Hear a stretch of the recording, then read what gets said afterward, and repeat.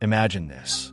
A lone rider, Ethan Miller, deep in the tranquil heart of the Adirondack Mountains, opens his cabin door one crisp morning, not to the usual serenade of birdsong, but to the silent, desperate plea of a colossal black bear. And in her mouth, a tiny broken cub, a life hanging by a thread. This wasn't just a wildlife encounter. It was a profound call for help, a moment that would irrevocably change Ethan's solitary world. Ethan Miller had sought refuge in the vast, untamed wilderness of the Adirondacks. His cabin, a sturdy log structure weathered by countless seasons, stood nestled amongst towering pines and ancient maples, miles from the nearest paved road, let alone the clamor of a town. He was a former journalist, a man who had once thrived on deadlines and city noise, but now sought the quietude to wrestle with the words for his first novel. Mornings usually began with the slow ritual of brewing strong coffee, the aroma mixing with the scent of pine and damp earth as he'd step onto his porch to greet the day. But this particular morning, as the first blush of dawn painted the sky in hues of rose and lavender, the air was different. It was around 6, the chill still sharp enough to raise goosebumps on his arms as he pushed open the heavy wooden door, clad in a worn flannel shirt and scuffed boots. He stretched, yawning, the image of a steaming mug already warming his thoughts. He took a deep breath, expecting the usual cocktail of pine needles, morning dew, and the distant promise of another solitary day of writing. Instead, a jolt, sharp and electric, shot through him. He froze, every sense screaming. Not 10 feet away, on the rough-hewn planks of his porch, stood an enormous black bear. It was a creature of immense power, its presence seeming to suck the very air from the clearing, making everything feel heavy and still. Ethan's heart hammered against his ribs, a wild drum in the sudden, profound silence. He'd seen bears before, of course, fleeting glimpses at a distance, but never like this. Never so close. The bear wasn't aggressive. It didn't growl, didn't show its teeth, didn't make any threatening posture. It simply stood there, its massive body trembling, its fur matted and damp in places, as if it had recently struggled through a rough river or a violent skirmish with an unseen foe. But it was the bear's eyes that truly transfixed Ethan, that shattered his initial fear and replaced it with a bewildering ache. They were dark, wet, and impossibly, undeniably filled with tears. Actual tears streamed down its furry face, like water from a broken faucet, carving glistening paths through its dark coat. He'd never witnessed such a thing, never imagined a wild animal capable of such overt, human-like sorrow. The sight struck him to his core, bypassing all his ingrained survival instincts. And then, his gaze dropped. He saw what the bear held so gently, so despairingly, in its massive jaws. A cub, a tiny, lifeless-looking cub, its small legs dangling limply, its head lolled to one side, a rag doll discarded by a careless child. Blood, dark and stark, matted the fur around one of its tiny paws. In that instant, Ethan understood. This wasn't a predator sizing him up. This was a mother, a grieving, desperate mother, standing on the precipice of a tragedy too profound for words, and she had come to him, to a human, the very creature her instincts should have warned her against. The urge to slam the door, to retreat to the perceived safety of his cabin and the old hunting rifle mounted above the kitchen hearth, was a powerful, primal scream in his mind. It was the natural reaction, the sensible one. But something in the mother bear's demeanor, in that silent, maternal despair, in the raw grief etched in those tear-filled eyes, held him captive. It wasn't a threat. It was a plea, an appeal that transcended species, a silent scream for help. His heart pounded so violently he thought it might burst from his chest. Slowly, deliberately, never breaking eye contact with the mother bear, Ethan took a hesitant step back, his hands raised slightly, palms open, a universal gesture of peace he hoped she would understand. To his astonishment, the mother bear followed his movement with a few careful, ponderous steps of her own. Then, with a gentleness that belied her immense size, she lowered her head and carefully, almost reverently, laid her injured cub on the wooden floor of his porch. She nudged it once with her great snout, a soft, mournful sound rumbling deep in her chest. Then, she backed away, settling on her haunches a few yards from the porch, her gaze fixed on Ethan, unwavering, filled with an unbearable mixture of hope and sorrow. She was waiting. Ethan felt as though the weight of the entire forest, of all its ancient, unspoken laws, had settled upon his shoulders. Against every survival instinct, against every warning he'd ever heard about bear encounters, against the very logic that governed his usually rational mind, he knelt. He knelt before the unmoving cub. It was so small, no bigger than a medium-sized cocker spaniel, its fur a dusty black. Its ribs were visible beneath its thin coat, and the dried blood on its ear and paw spoke of a terrible ordeal. He was almost certain it was gone, that he was witnessing the aftermath of a fatal encounter. Then, just as he was about to surrender to that grim conclusion, he saw it, the faintest, almost imperceptible twitch of its tiny chest. A breath, so shallow he might have missed it if he hadn't been staring with such desperate intensity. "It's alive," he whispered, the words barely audible even to himself. He glanced up at the mother bear. She hadn't moved, her eyes still locked on him, a strange, conscious look of hope now flickering within their depths. The words tumbled out of Ethan before he could truly process them, a promise made from a place deeper than reason. "I'll try. Okay, I'll try to help him." The mother bear remained still, as if she understood every syllable. It was an absurd thought, yet in that moment, it felt undeniably true. With his heart still a frantic bird his chest, Ethan gently scooped up the shivering cub. It was cold to the touch, its body limp but not entirely gone. He wrapped it carefully in the flannel shirt he'd been wearing, the fabric offering a small measure of warmth. Slowly, making no sudden movements that might startle the watching mother, he backed into the cabin, the tiny bundle clutched to his chest. He expected a growl, a roar, any sign of aggression from the mother as he retreated with her young. But there was only silence, a heavy, watchful silence that seemed to acknowledge his intent. She somehow knew, or perhaps desperately hoped, that he was not a threat. Inside, the relative warmth of the cabin felt like a haven. He laid the cub on his old, comfortable couch, its worn cushions a stark contrast to the wildness of the creature now resting upon them. He then rushed about, a man possessed, gathering anything he thought might help. Towels, a heating pad he rarely used, bottles of water. He was acting more on instinct than any real knowledge of veterinary care for bear cubs. He kept glancing out the window. The mother bear was still there, an unmoving shadow at the edge of the clearing, her eyes fixed on his house, a silent sentinel. The cub was cold, terribly cold, and so limp. Ethan's mind raced. He had to call someone. His closest neighbor was miles away and knew nothing of animal medicine. Then he remembered Dr. Sarah Chun, a veterinarian in a town nearly 2 hours' drive away. She mostly dealt with farm animals and domestic pets, but she was his only hope. He fumbled for his phone, his fingers clumsy with adrenaline, and dialed her number. The connection was spotty, as it often was this deep in the mountains. "Sarah, it's Ethan Miller," he began, his voice breathless. I have a bear cub at my house. It's injured, really bad. The mother brought him to me. She laid him on my porch. She's still out there, waiting." There was a long pause on the other end of the line, filled with what Ethan could only imagine was sheer disbelief. Ethan, Dr. Chen's voice, laced with a professional skepticism he couldn't fault, questioned if he'd perhaps indulged in an early morning tipple.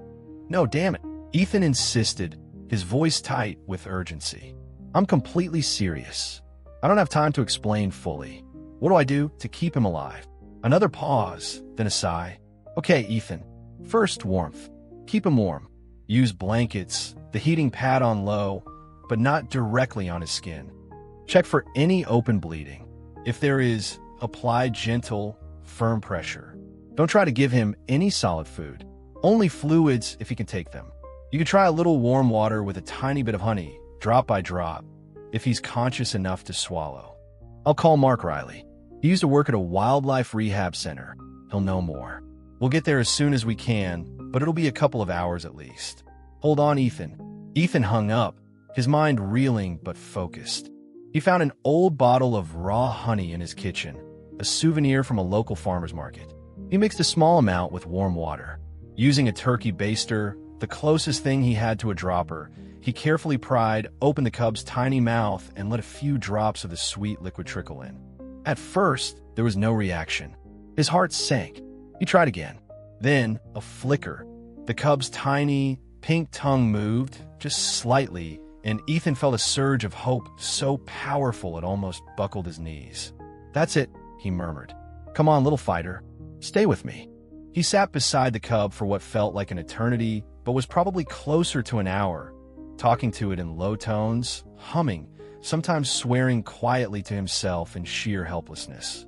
All the while, the mother bear maintained her vigil outside, a stoic, unmoving guardian.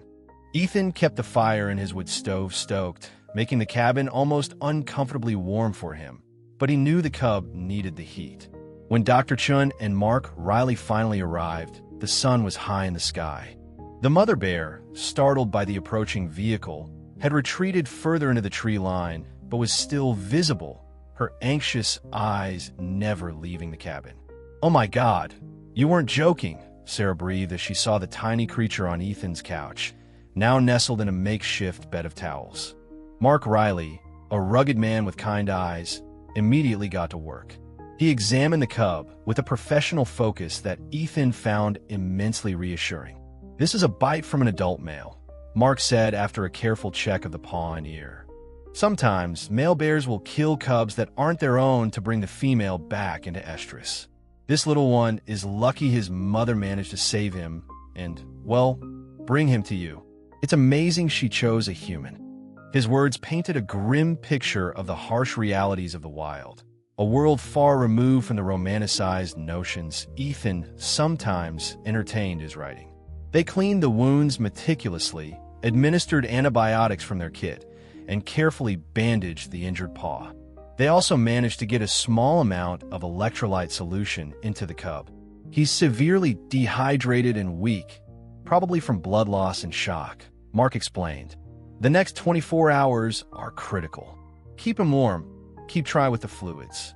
If he makes it through the night, his chances improve significantly. He looked at Ethan. But once he's stronger, he has to go back. He can't stay with you forever, Ethan. He's a wild animal. Ethan nodded, a lump forming in his throat. He knew Mark was right. Deep down, he already felt a profound, inexplicable attachment to this small, fragile creature whose life had so unexpectedly intersected with his own. The vets left, leaving Ethan with medication, more electrolyte solution, and detailed instructions. The mother bear remained at the edge of the woods, a silent, constant presence. That night, Ethan barely slept. He kept watch over Baxter. He'd started calling the cub Baxter in his mind, a friendly, unassuming name that somehow fit the small, vulnerable being. He checked his breathing, offered drops of honey water every hour, and adjusted the blankets to ensure he stayed warm.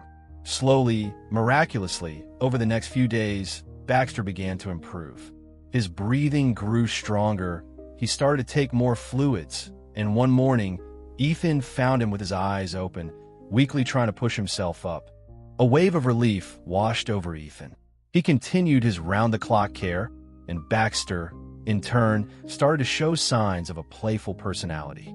He'd bat weakly at Ethan's fingers, make soft, rumbling sounds, and even tried to explore the confines of his blanket nest. The mother bear never strayed far. Ethan would leave food out for her, berries, some leftover fish he'd caught, anything he thought she might eat. Sometimes she took it, sometimes she ignored it, as if her sole focus was the cabin and the precious life it held. 2 weeks passed. Baxter was a different creature. His wounds were healing, his fur was becoming thicker, and his appetite was voracious. He was now strong enough to totter around the cabin, exploring Ethan's home with a growing confidence and a cub's insatiable curiosity. He'd tumble over Ethan's boots, chase dust bunnies under the furniture, and try, with comical ineptitude, to climb Ethan's leg. Ethan found himself laughing more than he had in years. The silence of his cabin was now filled with Baxter's soft snuffles and playful growls. Then, Deputy Sheriff Davis paid him a visit. She was a pragmatic woman, kind but firm. "Ethan," she said, her gaze sympathetic but resolute. "Wildlife Services knows. They've been getting reports about the mother bear lingering near your property. They're planning to come in 3 days to take the cub, and maybe relocate the mother, too, if she's deemed a nuisance." Ethan's heart clenched. 3 days. He'd known this moment would come, but the finality of it was a physical blow. "I can try to stall them a little," Deputy Davis offered, "but it's your call, Ethan. You need to do something. You can't keep him." That night, Ethan couldn't sleep. He watched Baxter curled up in his nest of blankets by the now-cool wood stove, so warm, so safe, and so completely, wonderfully wrong for a wild animal. He knew he couldn't keep Baxter forever, couldn't raise him like a pet, couldn't deny him the life he was born to live, a free bear in the Adirondack forest. And at the same time, the thought of letting him go hurt like tearing off a piece of himself. In the early morning, before the sun had fully risen, Ethan made his decision. He wasn't going to wait for Wildlife Services. He wasn't going to wait for the mother bear to work up the courage to come and get Baxter. He would take Baxter back himself. He gently placed the sleepy cub into a large plastic bin he'd lined with Baxter's familiar blankets. He added Baxter's favorite toy, an old, chewed-up tennis ball, and packed a small amount of diluted honey water for the journey, just in case. The mother bear was nowhere in sight as Ethan carefully loaded the bin into the passenger seat of his old pickup truck. He drove slowly along the winding, wooded trails, deeper into the forest than he usually ventured, looking for a place that felt right, a place where he thought the mother bear might have her den. He found a small, secluded clearing, surrounded by thick spruce trees, a stream gurgling nearby. It felt appropriate. He stopped the truck and got out, his heart heavy. He opened the bin. Baxter blinked in the dappled sunlight, sniffing the familiar forest smells, but this time, they were richer, wilder. "This is your real home, little guy," Ethan said, his voice thick with emotion, a lump rising in his throat. He stepped back, giving Baxter space to climb out and explore on his own. Baxter took a few hesitant steps, his small nose twitching, then stopped and looked back at Ethan, a questioning look in his young eyes. It was as if he was asking what was happening, why they were here. And then they both heard it, the distinct sound of branches cracking, of a large presence moving through the undergrowth. From the edge of the clearing, the mother bear emerged. She was cautious, her massive head low, her eyes fixed on her cub. Baxter froze, then let out a soft, high-pitched sound. The mother bear responded with a low, rumbling call, a sound that vibrated with maternal love and relief. Baxter turned and, with a burst of newfound energy, bounded towards her. He stumbled a little on the uneven ground, but he reached her. She nuzzled him, sniffing him all over, her great body trembling slightly. It was a reunion of profound tenderness, a moment of pure, instinctual love. After a long moment, the mother bear lifted her head and looked directly at Ethan. Their eyes met across the clearing. And then, to Ethan's utter amazement, she gave a slight, almost imperceptible nod before turning and slowly, majestically, walking away into the forest, leading her cub, who looked back just once, a fleeting glance, before disappearing among the trees. Ethan stood in the clearing for a long, long time, the silence of the forest pressing in on him. He felt a strange mixture of profound sadness and an equally profound peace, of loss and of rightness. It was like closing the final chapter of a book he had never planned to write, but one that had changed him forever. He returned to his empty cabin, which now seemed too quiet, too spacious without the little brown whirlwind turning everything upside down. He gathered up the blankets, the tennis ball, the feeding bowls, all the traces of Baxter's stay, and packed them into a box. He carried it to the attic, knowing he wouldn't need them anymore, but unable to part with them either. Months passed. Ethan returned to his usual life, writing his book, walking through the forest, enjoying the solitude that had once been his primary companion. But sometimes, especially at dusk, he would go out on the porch with a cup of tea and look toward the edge of the forest, knowing that somewhere out there, among the ancient trees, lived a bear cub who had once slept on his couch and drunk honey water from his hand. And then, one autumn morning, as the leaves were turning vibrant shades of gold and crimson, Ethan stepped outside and saw a small gift on his porch.